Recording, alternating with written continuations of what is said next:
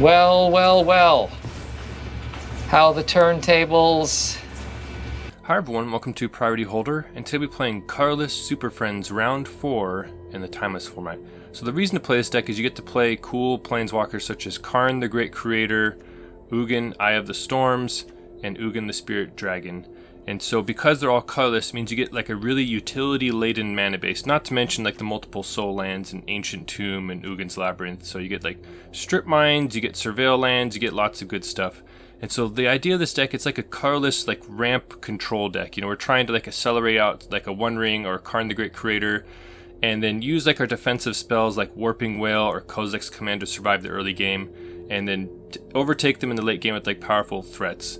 Now, the last time I played this deck was before we had Ancient Tomb and Strip Mine in the format, so this deck has like a different complexion now because it can use both those lands. So let's jump to some games. Alright, so this hand is okay. So one thing you're always looking for in this deck is like a source of card draw or card advantage, you know, so like Karn the Great Creator or the One Ring are ways to like just keep finding action. So we're a little light on action. Alright, blue-green shock from the opponent. We drew an Ugin's Labyrinth.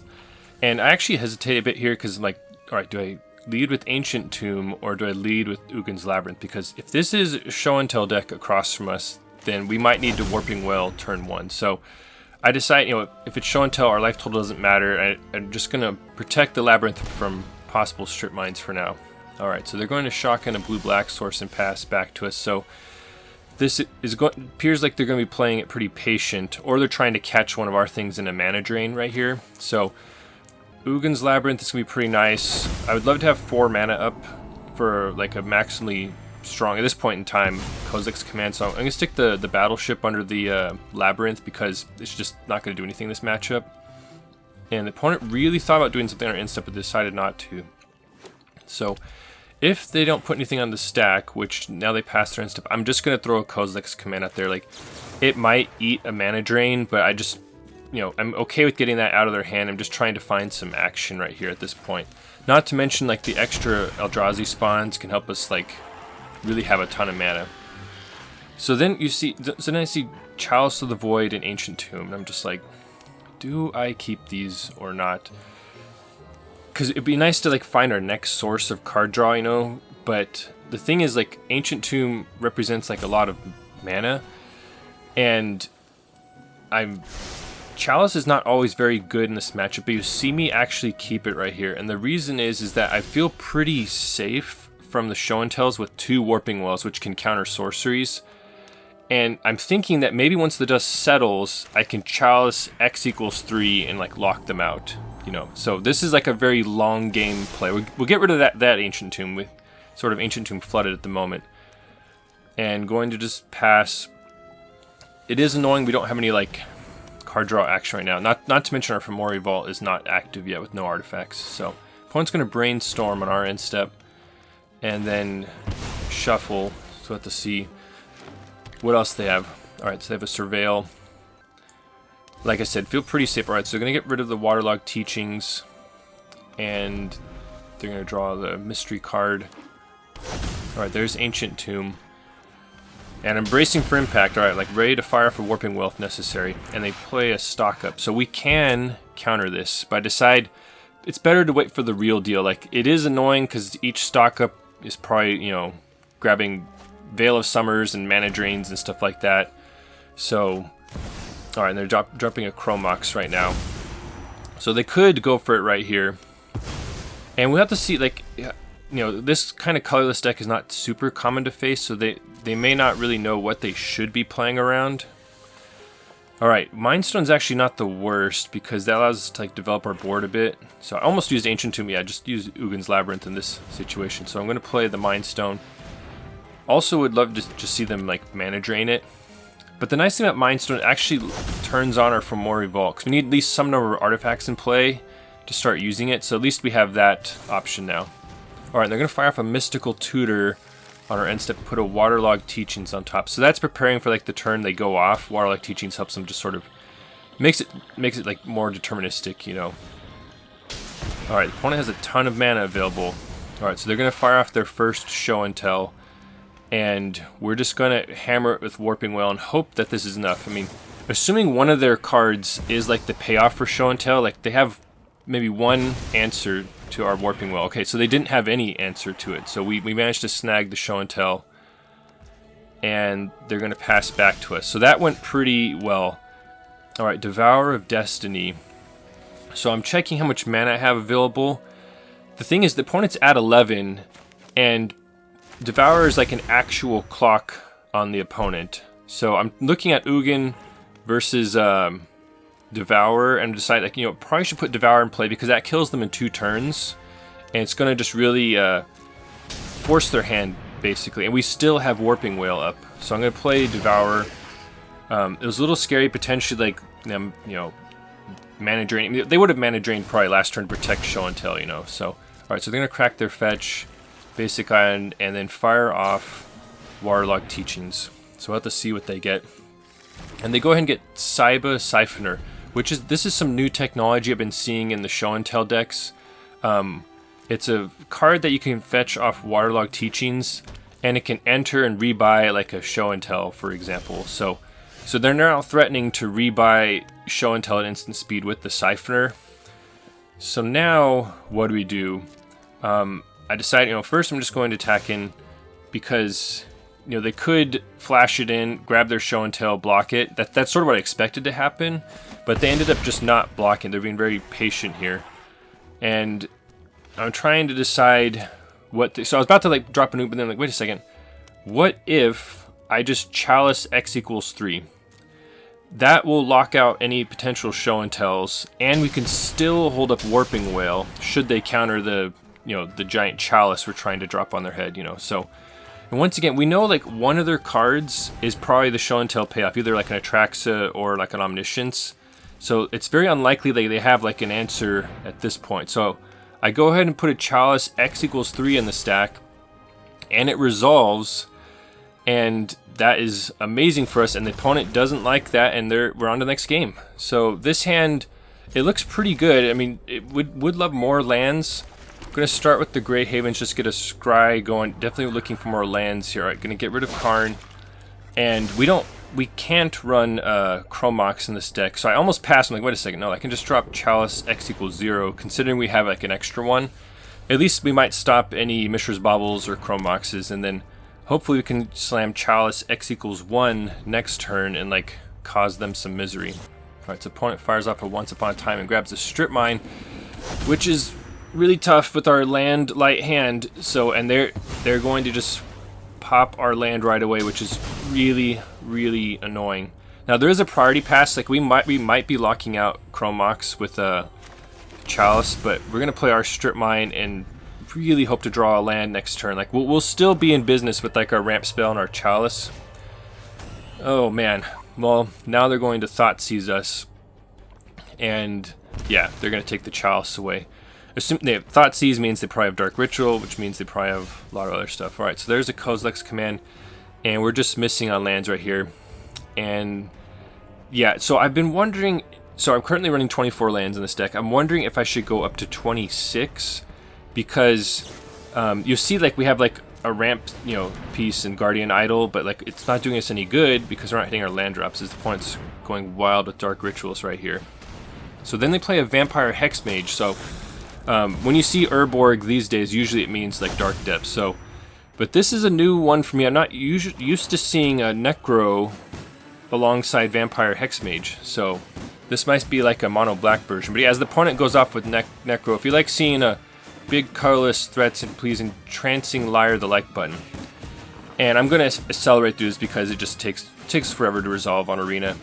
But yeah, I'm really considering adding more lands in this, because you run into the same problem as you do in like commander decks. You know, like what good is your ramp if you're not hitting your natural land drops? You know, so that's sort of the dilemma. And granted, this is you know, small sample size, but this is something I've just been thinking about throughout the games in this video, and then we miss again, which is not great. So I'm holding on for dear life because we do technically have a way to kill Merit Lage with Kozilek's command. If we rip a land, we can actually kill with, you know, just 2 mana, you know, X equals 0.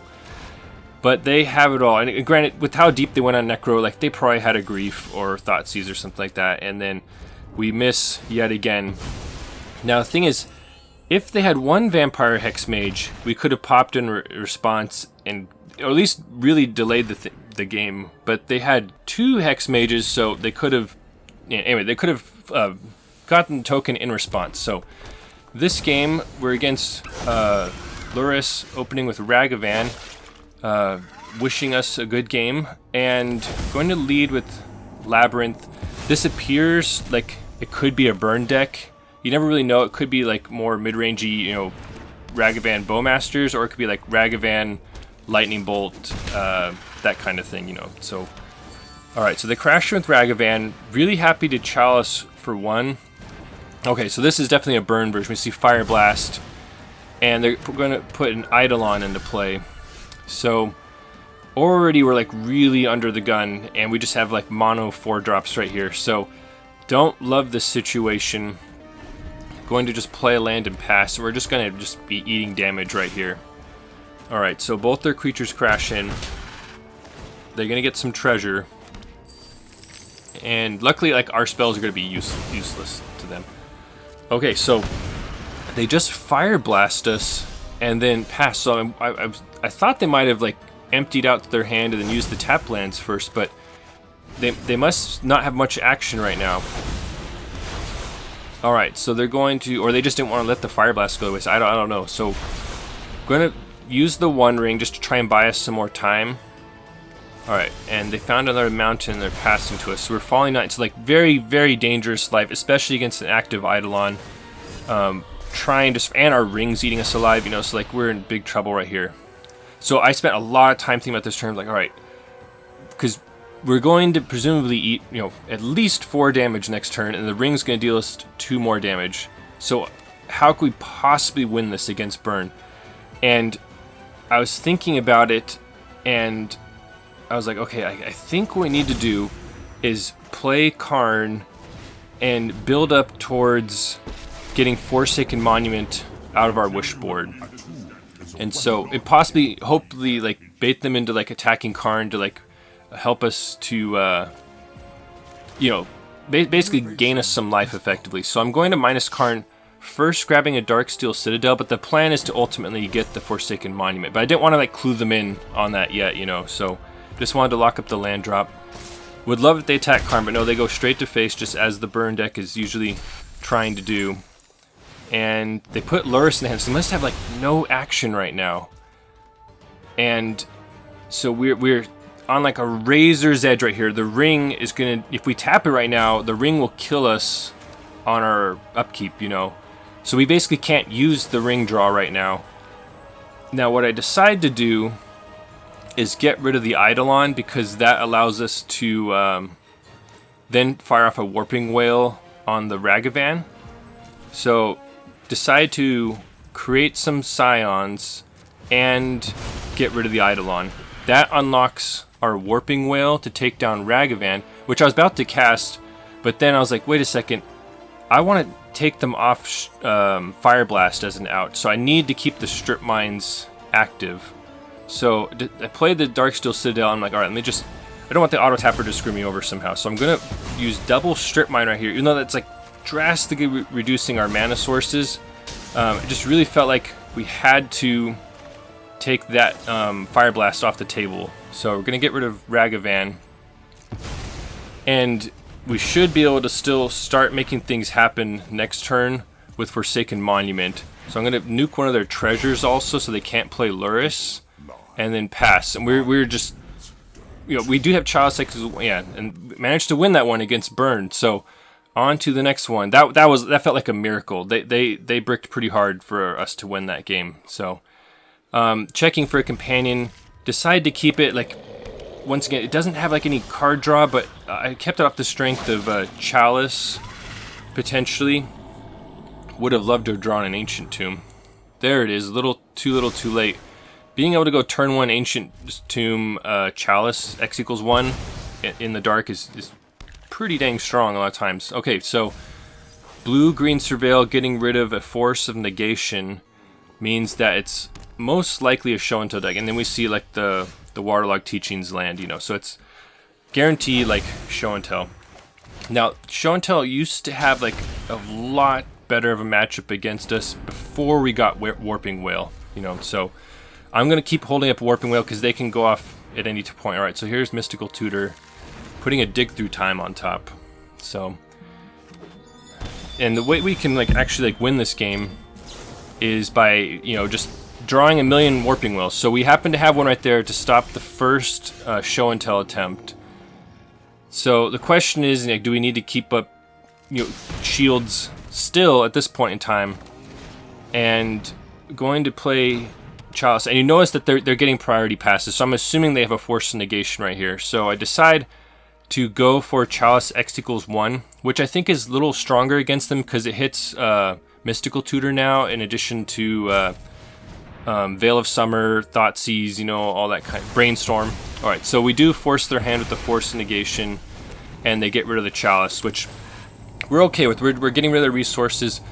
Devourer of Destiny is pretty interesting, and I'm just checking what they pitched to Force Negation. It was a Sublime Epiphany. So basically we can infer that their last card that we don't know is a payoff for Show and Tell.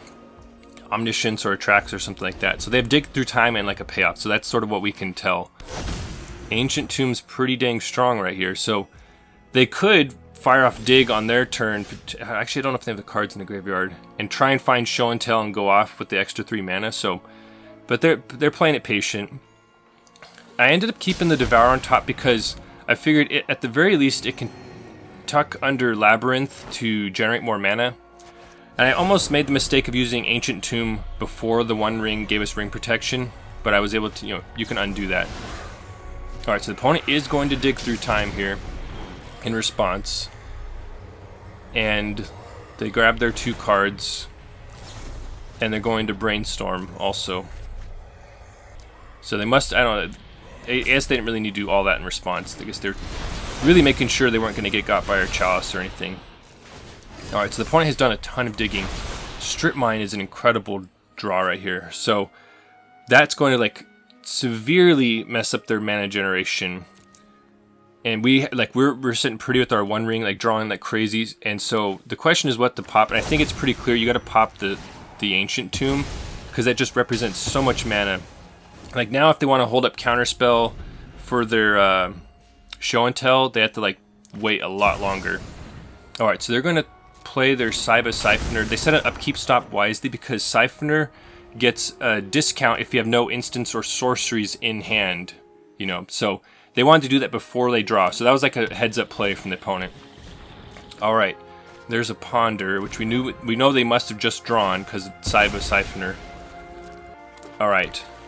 And they have another Ponder. Okay. So their Show and Tell is locked and loaded. And another Warping Wail. Like I said, the Show and Tell matchup feels good when you're just drawing like mono Warping Wails, you know. So we're trying to figure out how to keep developing while also keeping shields up right now. And so the question is what to tuck under our Ugin's Labyrinth. Like we want to turn it into a soul land. And once again, it seems like Devourers is the best threat because it can clock them a lot faster. So they're going to toss out a Show and Tell. We're going to Warping Wail, counter it. They have the Veil of Summer, but we have another Warping Wail to re-counter the original Show and Tell. So that was a close one. They almost got through our defenses. So let's see what else is their follow-up. And I didn't cast Devour last turn because I would not have had double Warping Wail up. So that was the reason. Not to mention, like, you know, as a backup, we could pour all that mana into Kozilek's command, you know. So that exchange went pretty well. I'm going to fire off Kozilek's command right now. Like, we do have to be a little careful about our life total. Like, they actually have a creature in play. We have Ancient Tomb eating us alive and One Ring, you know. So I'm trying to figure out here. I actually was considering exiling Show and Tell from their graveyard. I don't know how many Cyba Siphoners Show and Tell tends to run, you know, but that was a consideration. And, oh yeah, very happy to scry these away. We need action, not just random lands. Alright, that is not great. But luckily we have, you know, draw a step card, which is not great. 3 more cards off the One Ring. All bricks. And so now I'm pretty worried. I'm like, oh man, like we have like no defense against what they're trying to do. Like sure we could play, you know, Devour and just pray that we can survive a couple turns till it kills them.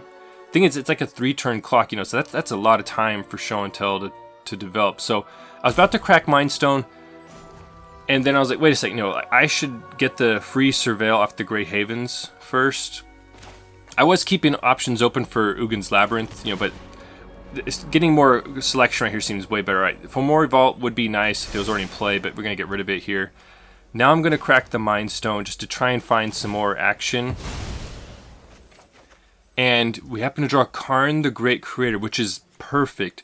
So the wish board is really tight in this deck. You only get 7 cards, and there's so many things you can put in there. But I think one thing that should be in like every wish board for Karn the Great Creator is Disruptor Flute, because it's so versatile, and you can just basically use it to help you in whatever matchup you're in. Yeah, that turns out to be enough for the point. They knew we were going to slam it, name show and tell, and then they were in big trouble. So awesome win, and on to the next one.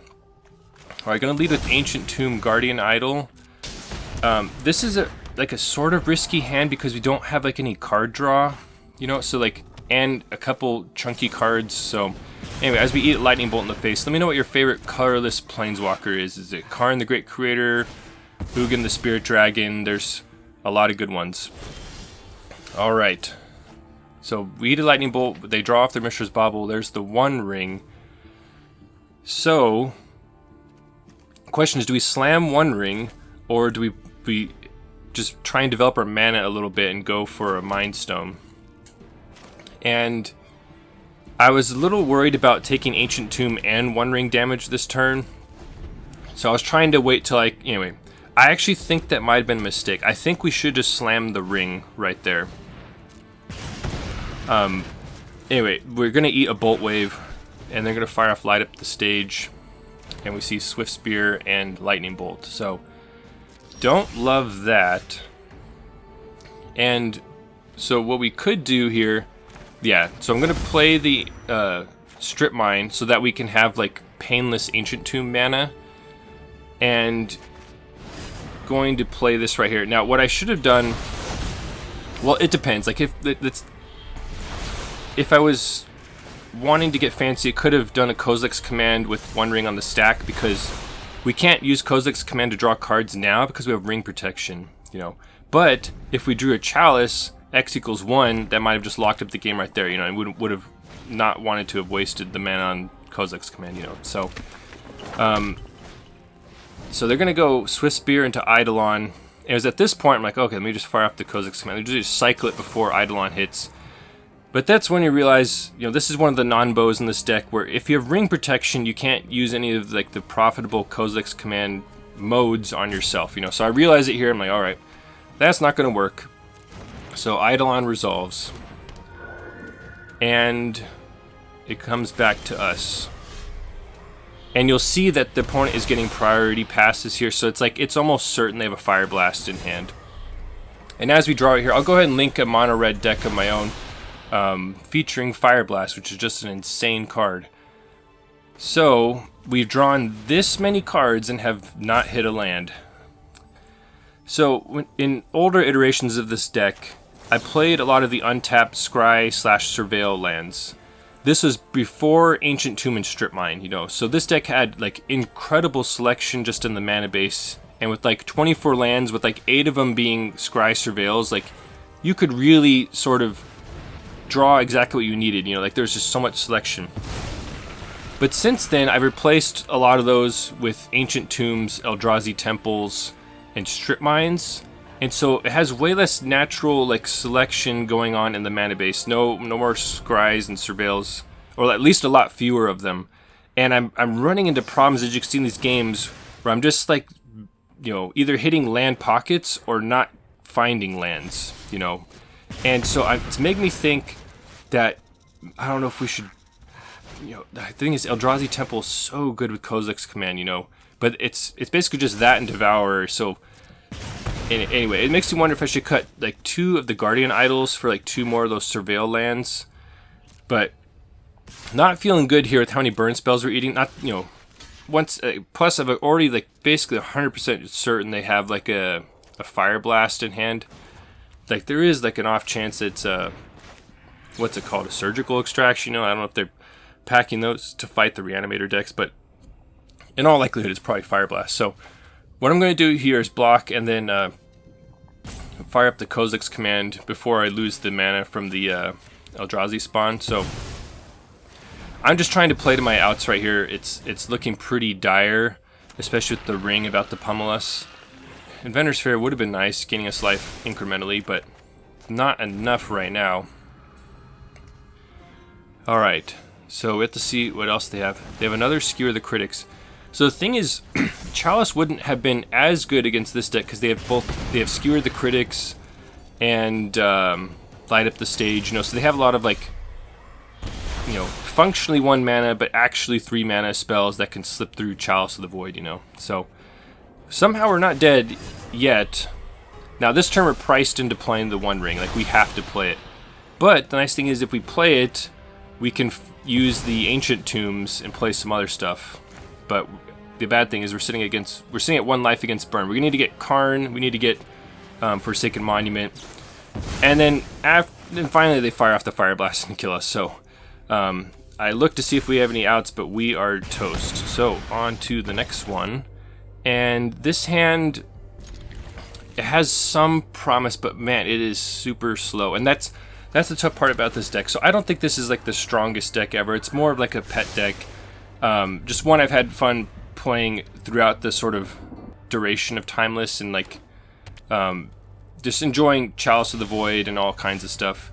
Going to slam Mind Stone right here to try and ramp into Karn the Great Creator, and then move on from there. So, alright, so the opponent's going to crack their fetch, get a blue-black land, and Mystical Tutor. Don't love that, especially seeing that they put an Entomb on top, which we are like completely shields down right now. The thing is, I was not expecting that at all, because we could have maybe battled it, I guess, with Kozilek's command. However, we are shields down, and the opponent manages to Entomb and then reanimate an Atraxa. So, and then they pick up another land, an Entomb, a Mystical Tutor, and they dump another fatty in the graveyard. So, going to attempt a Chalice X=1 right here, because I know I could still hold up a pretty reasonable Kozilek's command. Alright, so the opponent's going to force a negation. Yeah, that would, Chalice would have been super good against this opponent. Had we resolved that, like, that would have been huge for us. So, alright, so the opponent's going to crash with the Atraxa. Like, we still have a couple turns left, and, you know, we have some ways to take Atraxa down, so I'm not super worried. We do need to stop this now. This is where, you know, this is where Eldrazi Temple is shining, because that's allowing us to police their graveyard right here. So they're trying to bring back their creature.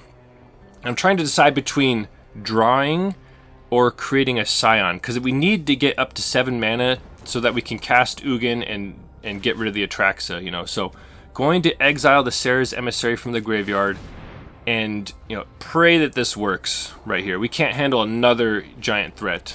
Gonna get rid of Mind Stone and then draw a Chalice. So let's see what else the opponent has. Alright, so I'm gonna crack their fetch and play a Psychic Frog. So this is clear, like the blue-black Reanimator version that was like a real powerhouse in Legacy. So I'll go ahead and link a red-black Reanimator deck that I have featuring Entomb. So this is a real tough situation. So they can't quite kill us. We've missed land drops again. So I'm going to play Karn the Great Creator, and once again, just hoping to use it mostly as a damage sponge. So going to grab Darksteel Citadel. You see that Tormod's Crypt in the sideboard, that's for, like, you know, these graveyard matchups, but they're like so insanely fast these days thanks to Entomb. Like, I don't know, it may not even really be worth trying to fight that fight. And they're not even scared of Karn, they're just attacking us. Because the thing is, like, Psychic Frog draws them a card if it hit. Oh, I guess it draws on Planeswalkers too, so. Alright, they're going to flip their Tameo off a Brainstorm. So it looked, if it was still just an Atraxa in play, like, we might have been able to get up to 7 mana. You you know, if we drew like an Ugin's Labyrinth, tuck the Battleship under it, then we can Ugin Eye of Storms, get rid of Atraxa. But now we have Frog and Atraxa. So I'm trying to figure out what to do here. And We can do this. go ahead and minus Karn.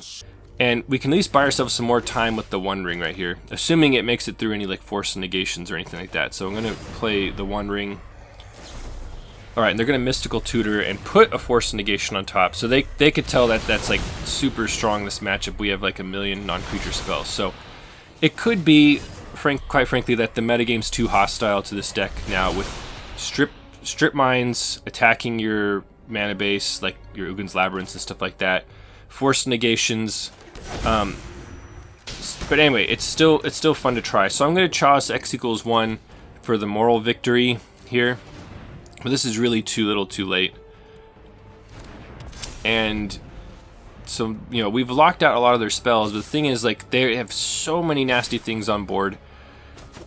Now, the thing is, if we could actually resolve Ugin Eye of Storms, then we could get back in this game, because every colorless spell we cast with Ugin Eye of Storms on the battlefield, we get to, like, nuke a colored permanent, you know. So if we could get it onto the battlefield and just spew off some colorless spells, then we could get right back in this game.